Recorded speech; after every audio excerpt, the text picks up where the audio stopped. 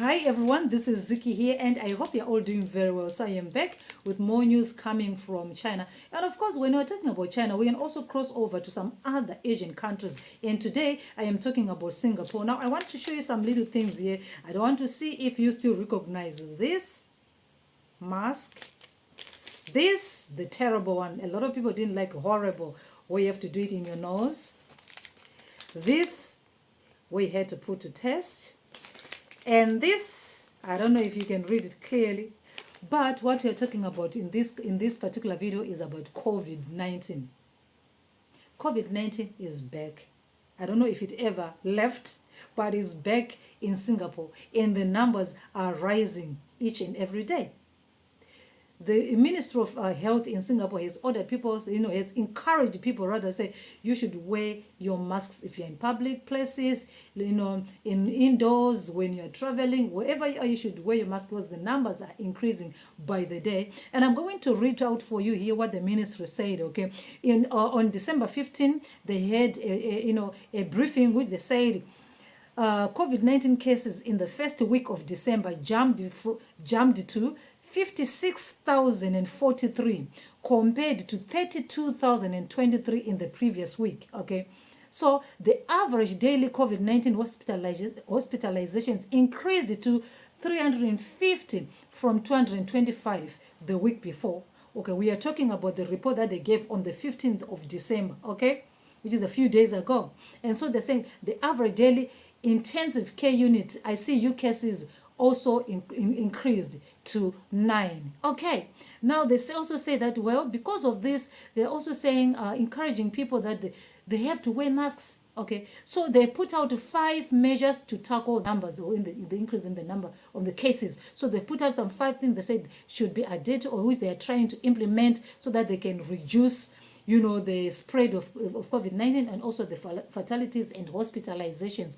Okay, so they said, number 1, the ministry is working in tandem with the public hospitals for contingent planning. This includes strengthening manpower capacity, deferring non-urgent elective procedures, and reducing step-down facilities. Number 1. Number 2, a second COVID-19 treatment facility at Singapore Expo Hall has to be opened. Okay. Number 3, authorities have urged the public to stay at home if experiencing acute respiratory infection symptoms. They should wear masks and minimize social interactions. Number 4, the health ministry is also spreading awareness about vaccinations and its effectiveness in preventing severe illnesses. And lastly, number 5, the Singapore Health Ministry stated that starting from December 19, 2023, its website will provide daily information on COVID-19 cases. Okay, so I've already been on that website. Okay, I've already been on that website. If you open on their website, the Ministry of Health website is already there. So they've started giving updates there. Okay, I opened it to see if they are, they've already started putting the statistics and updates. So they will continuously be updating. So if you open there, you're seeing that there are going to be some different graphs that they put per week, per day, which places, how many people are hospitalized, how many cases are in ICU and everything. They've put everything out here.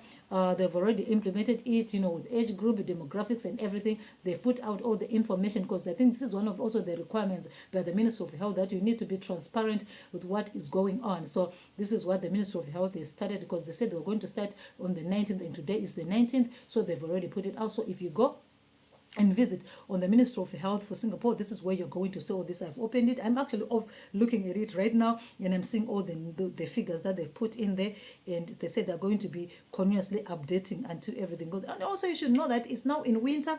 Respiratory diseases are very prone, especially in winter. We have seen that in the past weeks in China, a lot of people were very, very sick, especially the children. They were very sick, hospitalized. Some of them, with high fever, some of them with acute respiratory diseases and everything. So a lot of people were very, very sick in the beginning, I should say last week and the week before. So many people were very, very sick in China. A lot of children were not even going to school because of this spread of this cold or this fever thing that happened. But of course, now everything has gone back down to normal, because remember, when winter is there, all these kind of sicknesses start to come out. Okay, they start to come out. But anyway, we're hoping that it won't be very serious, because one thing that we want especially people who are in China, like us who are close to Singapore. We don't want this to be brought back. We don't want this to be. I still have this because remember there was a time when we in China were supposed to be doing all these tests every time, you know. So I had some things, some kits that I didn't even use. So this is some of them, okay. I still have this testing kits, okay, that have not yet been used, okay, because there was a time it was very, very serious here in China, so we had to do these things. So I still have them. But anyway, this is all I have for you, and any news I'll continue to be giving you. So because I've realized that I can give you China news that is happening in China, all the vlogs that are happening and everything, but I can even expand, you know, to South Korea, to Singapore, to Malaysia, to all those surrounding countries that are around China, okay? It's all relevant, okay? My name is Ziki, and until I come back again with more news, please stay tuned, subscribe so that you don't miss on this and more. Until then, take care.